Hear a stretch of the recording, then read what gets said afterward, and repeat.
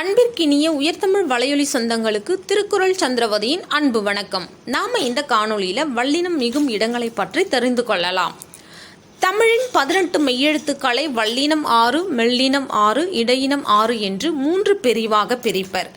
மெய்யெழுத்துக்கள் 18இல் கசட தபர ஆகிய 6 எழுத்துக்கள் மட்டுமே வல்லெழுத்துக்கள் ஆகும். வல்லெழுத்துக்கள் அதாவது வன்மையாக ஒலிக்கக்கூடிய எழுத்துக்கள். இவற்றுள் ட, ரா ஆகியவை இரண்டும் ஒரு சொல்லின் முதல் எழுத்தாக வாரா. அதாவது நம்ம நிறைய சொற்கள் பார்த்துருப்போம், ஆனால் எந்த சொற்களிலையும் இந்த டாவும் ராவும் முதல் எழுத்தாக வரவே வராது அப்படின்னு சொல்கிறாங்க. வல்லின எழுத்துக்களுள் க, ச, த, ப ஆகிய 4 மட்டுமே ஒரு சொல்லின் முதல் எழுத்தாக வரும். தமிழில் சில சொற்களுக்கு பின்னர் வரும் சொற்களில் ககரம், சகரம், தகரம், பகரம். ககரம் கா என்ற எழுத்தின் முழு பெயர். சா சகரம்.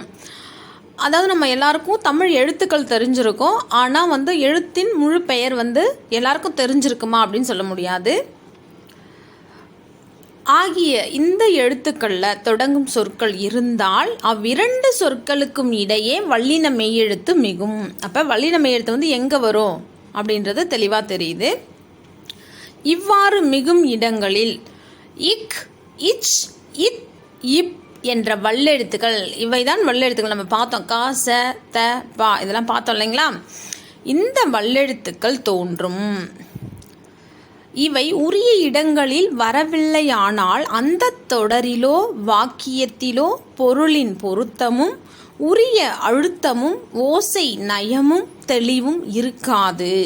சில நேரங்களில் பொருள் வேறுபாடும் ஏற்பட்டுவிடும். அதாவது இந்த வல்லின எழுத்துக்கள் வர வேண்டிய இடங்களில் வரல அப்படின்னா அந்த பொருளே மாறி போயிடும். அந்த வாக்கியத்தில் பொருளுடைய பொருத்தம், உரிய அழுத்தம், ஓசை நயம், தெளிவு இது எதுவுமே இருக்காது. சரிங்களா.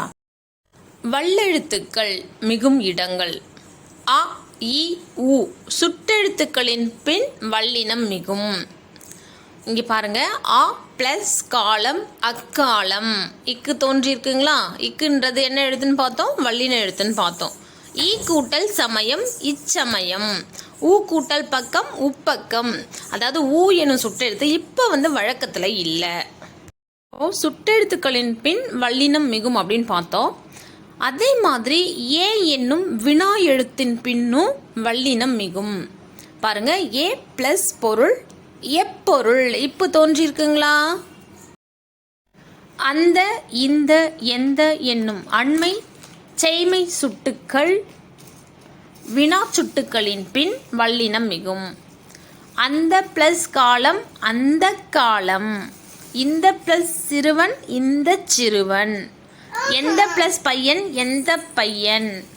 அப்படி எப்படி இப்படி என்னும் சொற்களின் பின் வல்லினம் மிகும். அப்படி ப்ளஸ் கேள் அப்படி கேள். இக்கு தோன்றியிருக்குங்களா. இப்படி ப்ளஸ் சொல் இப்படி சொல். எப்படி ப்ளஸ் பார்ப்பது எப்படி பார்ப்பது. இரண்டாம் வேற்றுமை அசை உருபுக்கு பின் வல்லினம் மிகும்.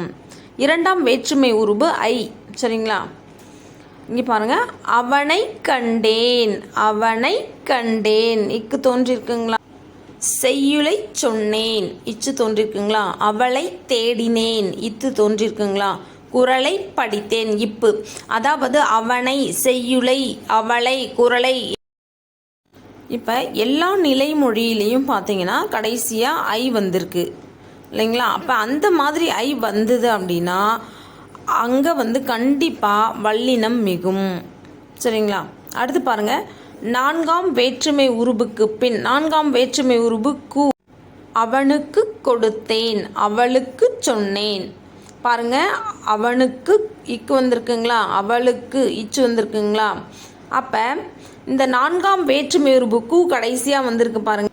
இந்த மாதிரி நிலைமொழி இறுதியில் நான்காம் வேற்றுமை உருபு கு வந்தது அப்படின்னா அங்கே கட்டாயமாக வல்லின எழுத்துக்கள் மிகும். சரிங்களா. இப்போ வல்லினம் எங்கெல்லாம் வல்லினம் வரும் அதாவது மிகும்ன்றதை தெரிஞ்சுக்கிட்டோம்.